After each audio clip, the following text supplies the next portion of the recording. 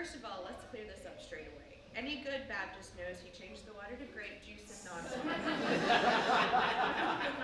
not maybe due to a family of teetotalers or a grape juice serving tradition, but this story never got much play in my childhood churches.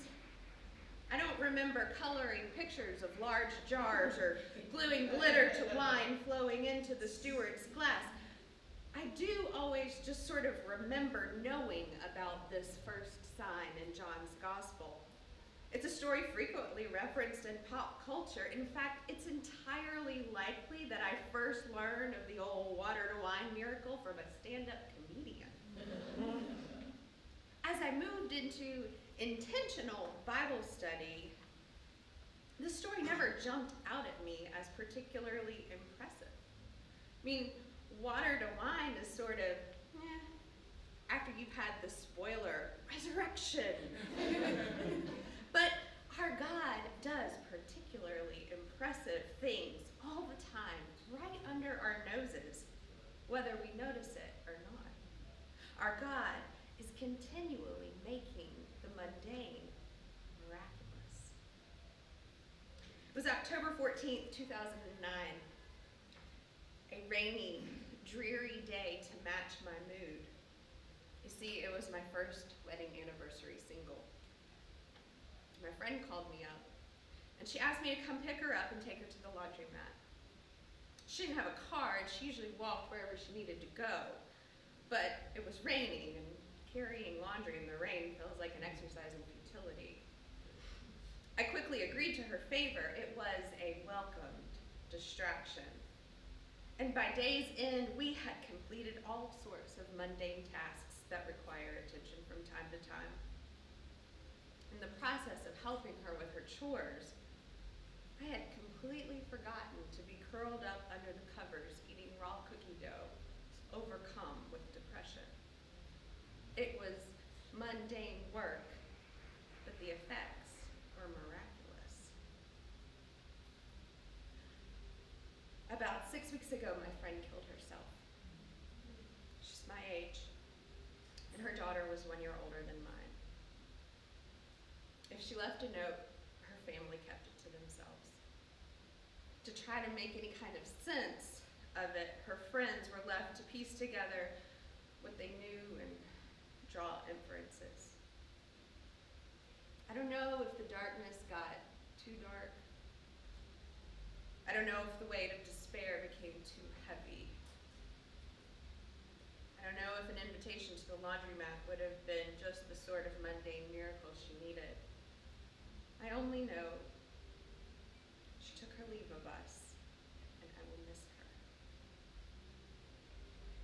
If you spend any kind of time around people in 12-step groups, you might hear the phrase, "Don't leave before the miracle happens." This is a phrase directed at alcoholics or drug addicts or gamblers or overeaters who have just come to join the 12-step group. Couched in it is the presumption that miracles do happen. It is said to encourage the newcomer to stick around and try this different way of doing things. For example, to the alcoholic, "Don't leave before the miracle happens" means try this design for life, and sooner or later you will notice you aren't even craving a drink anymore. In this miracle story, signs, as John the Evangelist calls them, Jesus turns water into wine. It's kind of a boring miracle. Look closely at the text. There's no abracadabra, no puff of smoke, no dead people now living. If a magician today were to try and put something like this in his act and draw attention to it, he'd likely have a clear glass jug full of a clear liquid, presumably water, and pour it into a clear glass container, which we would then see filling with a reddish liquid, presumably wine. But here, no one, not us readers, not the cast of characters around Jesus, really sees anything special. He tells the servants to fill the jars with water. They fill the jars with water. He tells the servants to draw from the jars and take it to the steward. They do it. And then all of a sudden, the steward is talking about good wine. Somewhere, somehow, between Jesus' initial directive and the steward's taste buds, something happened. Now, again, if this scene were set in contemporary America, I think it would probably play out a little differently. The servants, observing the exchange between Jesus and his mother, might begin speculating on their family system. Did you notice she didn't even ask him to do anything, and then he gets all defensive? Typical interfering mother plowing ahead with her own agenda. Or they might ask themselves, who are these people to tell us what to do? They haven't even hired us. They aren't paying my salary. But these servants are told to fill jars with water. And they fill jars with water. They don't stop to question what this has to do with the wine running out. They carry out a mundane task and find themselves participating in a miracle. It's a mundane miracle, an ordinary servant task using worldly materials. Hey, Carrie, will you take me to the laundromat today? Water, soap, and dirty clothes become a day full of friendship, relief, and grace. Water for ritual purification becomes good wine without end. I don't know how long the party went without wine. Maybe with Jesus' mother noticing they didn't miss a beat. Maybe some time had passed. Maybe there was already some onset of shame for the hosts. Maybe people had given up on the party. Maybe people had begun to leave. But wise people say, don't leave before the miracle happens. Don't give up on the possibility of miracles happening in ordinary ways with extraordinary results. Look for the miraculous in the mundane.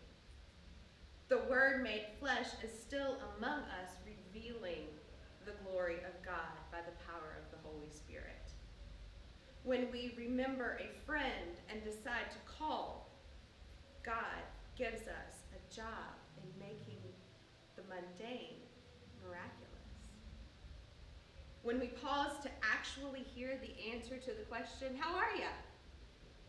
God is giving us a job in making the mundane miraculous. When we sit and hold space with the grieving, God is giving us a job in making the mundane miraculous. When we surprise a colleague with some homemade fudge, God is giving us a job in making the mundane miraculous.